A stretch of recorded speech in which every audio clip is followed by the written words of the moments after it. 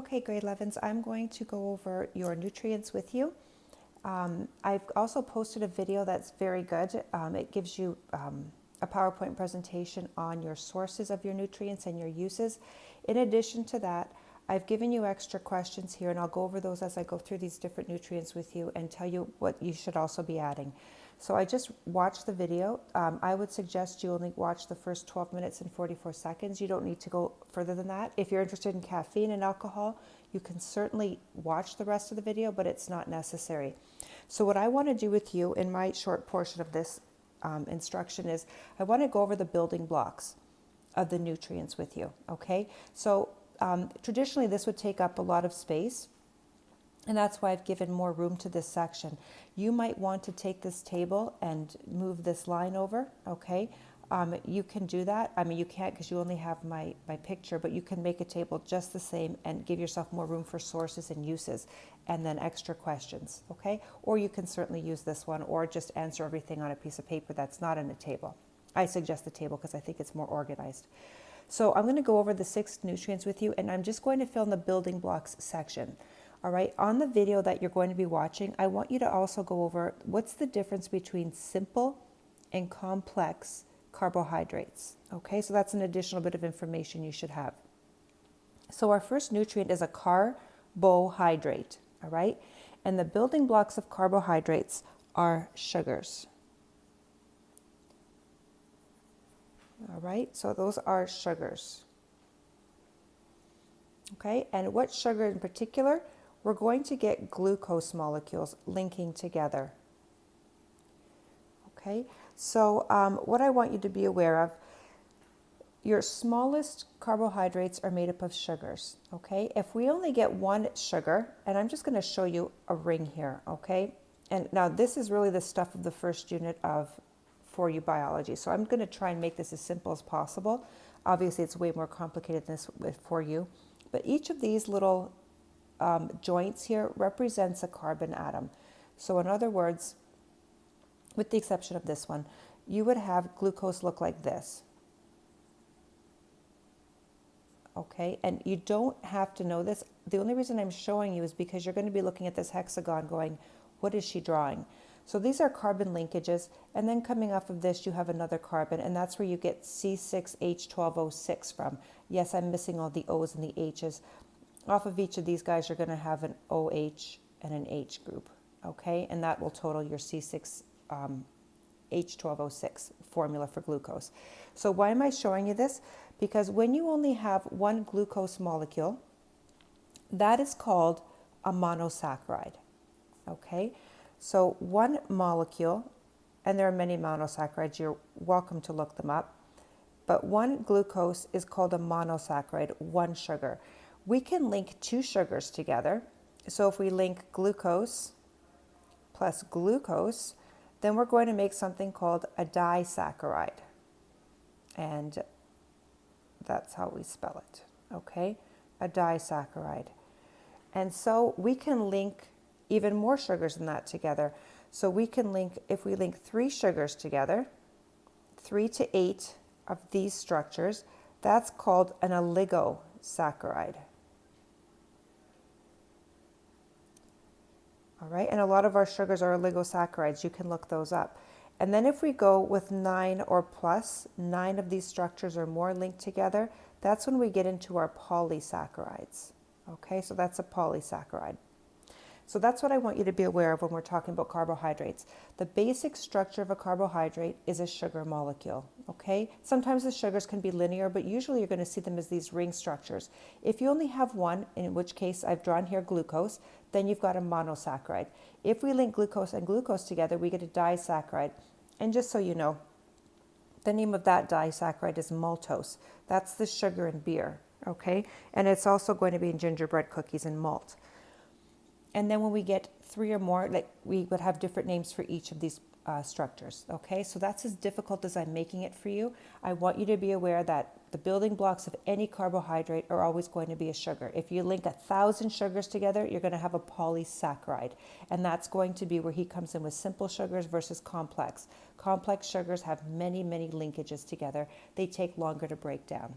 all right? And therefore they give us more energy, because every time you break a bond between a sugar molecule, okay, every time you break that bond, whoops, you get what I'm doing there, that gives you energy. Okay, break that and you get your energy from that. All right, the next type of molecule or nutrient I want to go over with you is a protein.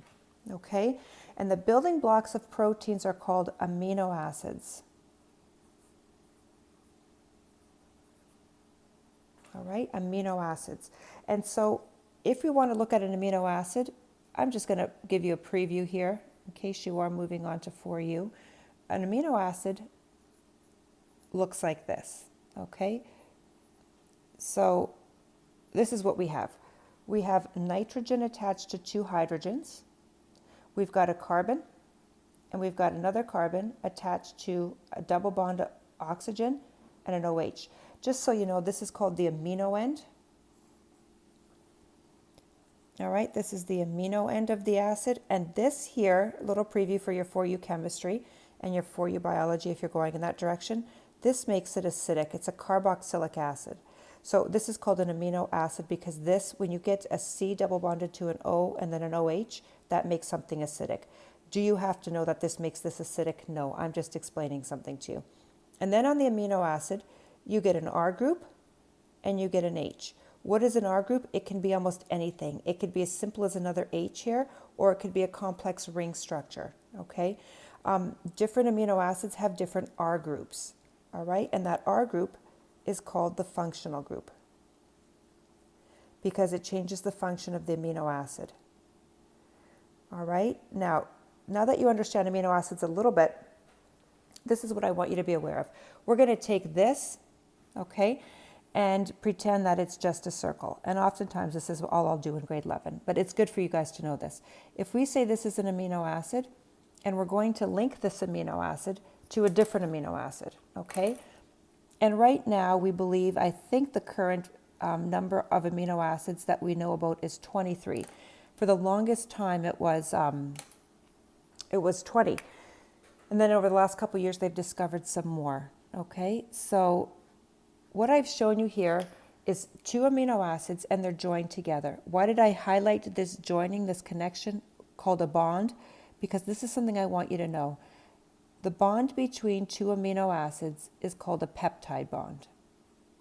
Okay, so that's something you should take with you and know, even if you don't take biology again. It's certainly something you're going to hear. You might hear the term polypeptides. When we link a whole bunch of amino acids together through peptide bonds, so we could have another peptide bond here with a different amino acid. Remember I told you that we think there are about 23 right now. That's something you can look up if you're interested. All right, every time we link these guys together, that's a peptide bond, and different proteins will be formed with different peptide bonds, okay? And do I have to have a different amino acid every single time? No. I could have 1,000 blues, 1 brown, and 2,000 greens, and that would make a different protein, okay, than if I put these in a different ratio. All right, and so what I want you to know is the term peptide bond, the term amino acid. These are your building blocks of proteins. When we link them together, we make proteins. When we digest a protein, if you're eating chicken, digest that bond and you're going to get energy, okay? And not only that, you get to use these guys to rebuild your body, all right? Because amino acids are very similar between different organisms. Now, complete versus incomplete, tell me what the difference is between that, a complete protein versus an incomplete protein, that you're going to get that from the video, and which amino acids are essential and which ones are non-essential. What's the difference? So you don't actually have to look these up. Don't look up which amino acids are essential and which ones aren't. I don't need you to name them. I just want you to know the difference between essential versus non-essential amino acids, okay? And why are they called that? And how many of there are there? And again, the numbers might change because they might have just discovered another one. All right, fats. Fats are made of something called glycerol, and glycerol is an alcohol. Okay, whenever something ends in OL, it means it's an alcohol. And fatty acids. So in terms of getting into the complex structure that you're going to learn in 4U, I'm not going to do that with you. I just want you to know this. Okay, so don't worry about what an alcohol looks like. We're just going to draw this glycerol going down like this, okay? So glycerol is basically 3 carbons attached to some hydrogens, okay? So we would see something like this. And then that's not complete. And it's an alcohol, so it's got an OH group. Don't worry about that. But if you're wondering what I'm drawing here, it's something like this with an OH group coming off of each of the carbons, and then the rest of these carbons, because carbon has to have 4 bonds, will have hydrogens. Don't worry. What I want you to know is glycerol is attached to these things called fatty acids. Okay? And so glycerol is attached to 3 fatty acids. And when we have glycerol attached to 3 fatty acids, okay, the common name of that is a fat. And that's where we get the term fat from, okay? As you move forward in biology, we would call this a lipid, all right? So lipid is a better term for fats. The common name, though, is a fat because glycerol is attached to 3 fatty acids. What are the fatty acids? They are a chain of carbons, not quite that easy. Remember acid? So we're going to have one of these groups at the end, okay? And if you're understanding this, congratulations to you, because this is a lot of what we do in the first unit of biology and for you. But again, you don't need to worry about this. It's beyond your level. I'll teach you this next year.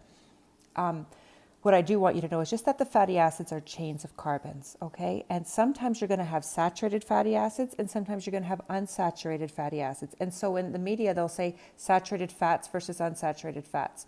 I want you to get some information from the video on that. What's the difference? I'm here to tell you about the difference in terms of the building block, because the video will not do that. When you get carbon to carbon double bonds in your fatty acids, that is unsaturated. Okay?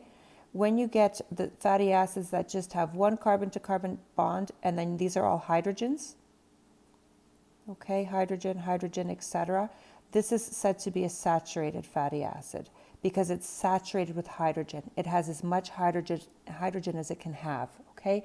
So you're not going to have to draw this out. You're not even going to have to identify them. I just want you to know that saturated fats are long chains of carbons, and unsaturated fats have carbon to carbon double bonds, okay? And that these guys are the healthier ones for us. We can digest this, and this is way better for our heart health. All right, moving on to vitamins and minerals. I'll take vitamins first. So vitamins. Your vitamins, the building blocks of vitamins, your vitamins are going to be all kinds of different structures containing containing carbons. So you can get some crazy ring structures. All right, I'm just making this one up, and have another ring structure here. Okay, you don't have to draw this. I'm just telling you, your vitamins are going to be all kinds of loopy structures. Okay, so they're really complex structures. Examples of vitamins, we'll do that instead. Examples are going to be like vitamin A, vitamin B, C, D, E, and there's even a vitamin K, which is not potassium. All right. So in terms of building blocks, I'm not going to ask you too much about that. They're carbon-based. Okay. That's just something you should know, but I'm not going to ask you. And then antioxidants, tell me what those are. Okay. What is an antioxidant, and how does it relate to a vitamin? So antioxidants are forms of vitamins. All right, and then minerals. This is a lot easier. Your minerals are going to be things off the periodic table, directly off the periodic table in terms of, oftentimes they're metals. So your minerals are going to be things like iron, okay, right off the periodic table, like I said, and they're not complex like this. So this is carbon with a whole bunch of other things coming off of it. That's not the case for a mineral. You could have iron, you could have magnesium. So just again, magnesium on its own, okay? Zinc, all right, in case you can't remember zinc there. And this is magnesium. And I'll give you one more. We'll go with calcium, all right? So calcium is just another mineral, all right? And again, which minerals, what is an antioxidant? What does that have to do with minerals? And lastly, we have simple water. What is water? It is H2O. Okay, so why do we draw it on a slant? You've done a little bit of chemistry, probably most of you. There are an extra 2 electrons here. That takes up a little bit of space in these electron shells, so we're going to have this kind of a structure for water, all right? But water is just simply two H's and an O.